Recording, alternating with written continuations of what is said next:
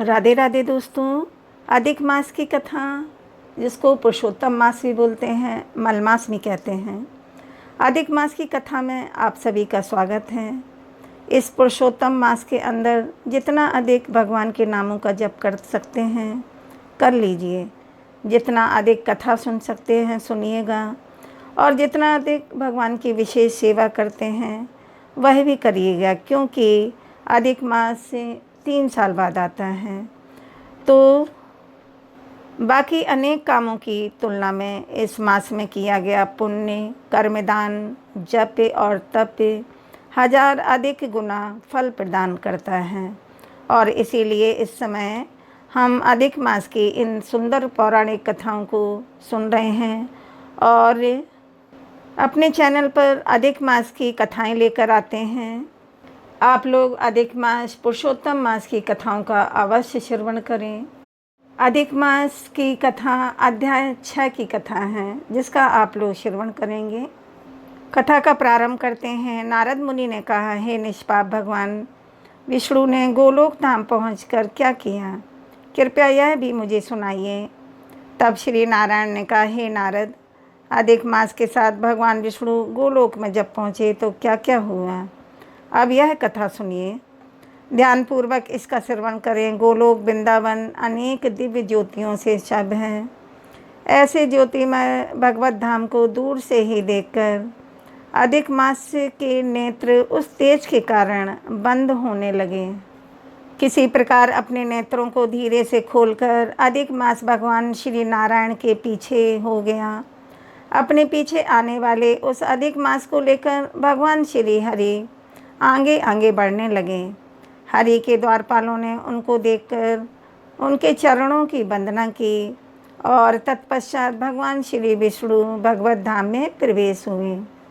भगवान श्री कृष्ण के पास जाकर उन्होंने सादर प्रणाम किया और उस समय भगवान श्री कृष्ण रत्नजित सिंहासन पर ग्वाल बाल सखाजन बिरजन और गोपिकाओं के मध्य में विराजमान थे।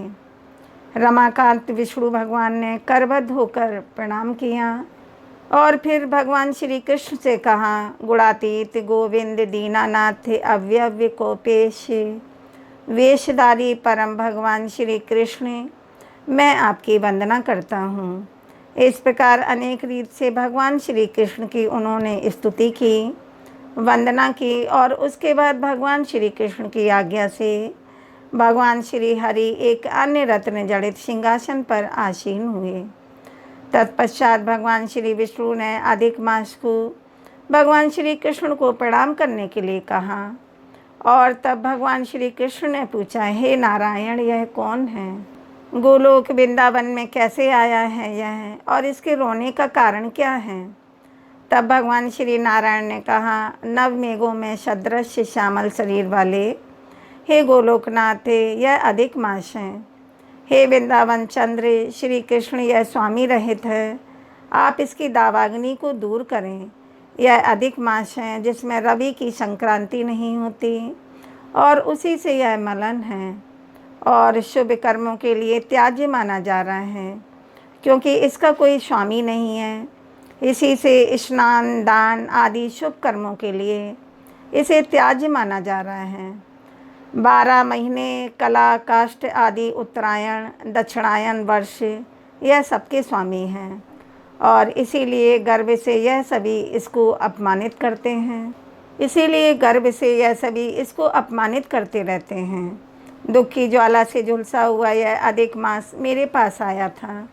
इसे अन्य दयालु व्यक्तियों ने मेरे पास भेजा था और उसने मेरी शरण में आकर कंपित और रुदन करते हुए मुझे अपना दुख सुनाया था। हे प्रभु, इसका यह महादुख आपके अतिरिक्त कोई और दूर नहीं कर सकता और इसीलिए यह आपका शरणागत है। मैं विशेषकर इसके साथ आपके समक्ष आया हूँ। हे प्रभु, मेरा यहाँ आना सफल कीजिए। इस प्रकार विनयपूर्वक हाथ जोड़कर भगवान विष्णु ने भगवान श्री कृष्ण से प्रार्थना की और उस मलमास की सारी दुख कथाएँ सुनाई और फिर वे भगवान श्री कृष्ण का मुख देखते हुए वहीं पर आसीन रहे।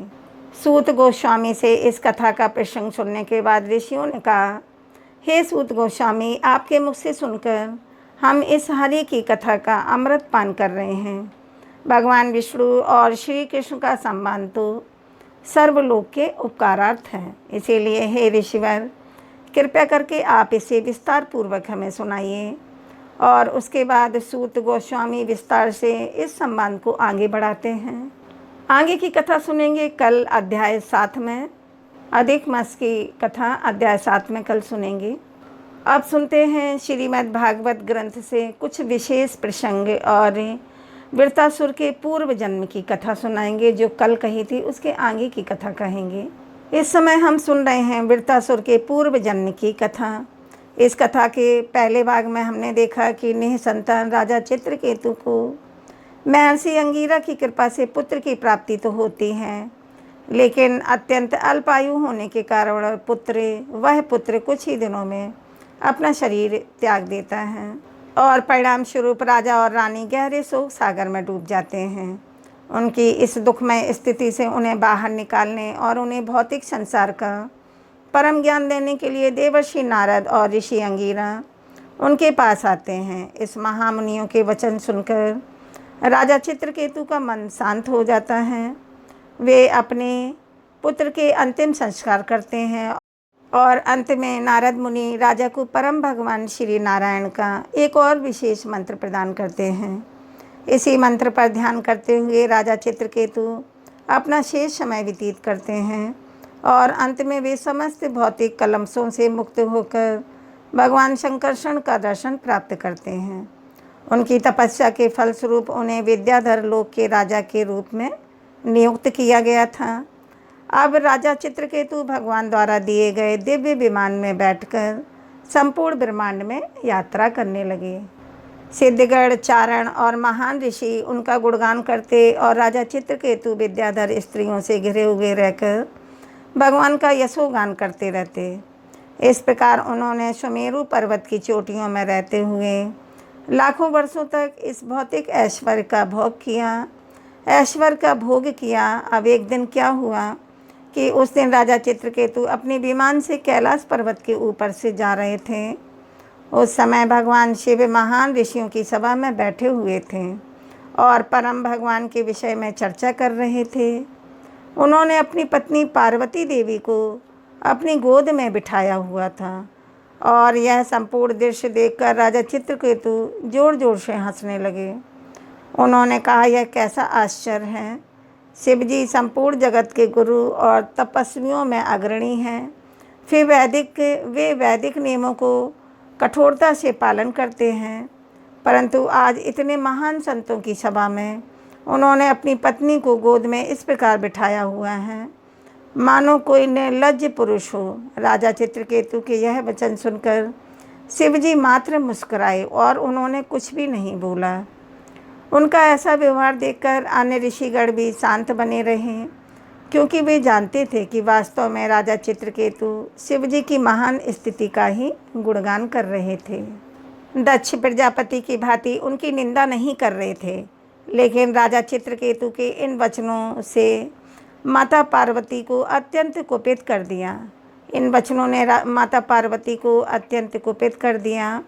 वे अत्यंत क्रोधित हो उठीं और रोषपूर्ण वचनों से कहने लगीं, अरे अरे, कल के बने हुए इस राजा को हम जैसे निर्लज्जों को दंड देने के लिए किसने नियुक्त किया है। यह चित्रकेतु क्षत्रियों में सबसे अधम है, जिसने संपूर्ण जगत के गुरु शिवजी की निंदा करने का दुस्साहस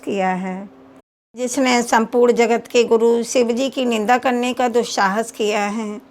अभिमानवश तुम यह सोच रहे हो कि तुम सर्वश्रेष्ठ हो, लेकिन वास्तव में तुम भगवान विष्णु के चरण कमलों को प्राप्त करने के अधिकारी नहीं हो। अरे दुष्ट, जाओ, मैं तुम्हें श्राप देती हूँ कि तुम्हारा जन्म अब असुर योनि में होगा। जब तुम इस महाकाय असुर का शरीर और मनोवृत्ति प्राप्त करोगे तो फिर कभी भी महान लोगों के प्रति ऐसा अपराध करने का दुस्साहस नहीं करोगे। इस प्रकार श्राप मिलते ही राजा चित्रकेतु अपने विमान से नीचे उतर आए। उन्होंने माता पार्वती से दोनों हाथ जोड़कर प्रार्थना करते हुए कहा, माता, मैं दोनों हाथ जोड़कर आपका यह श्राप स्वीकार करता हूँ। वास्तव में यह संसार निरंतर बहती हुई नदी के समान है और इसीलिए यहाँ एक के बाद एक विभिन्न परिस्थितियों का निर्माण होता रहता है। यह सभी परिस्थितियाँ कष्टदायक और अस्थायी हैं। इसीलिए श्राप क्या और वरदान क्या, नरक क्या और स्वर्ग क्या। हे माता, आप व्यर्थ ही मेरे ऊपर क्रोधित हो गई, लेकिन इसमें आपका दोष नहीं है। मेरे जीवन में आने वाले दुख सुख मेरे ही कर्मों का परिणाम है। इसीलिए मैं इस श्राप से मुक्त होने की प्रार्थना नहीं करूँगा। मेरे जिस व्यवहार से आपको दुख पहुँचा है उसके लिए आप कृपया मुझे क्षमा कर दीजिएगा।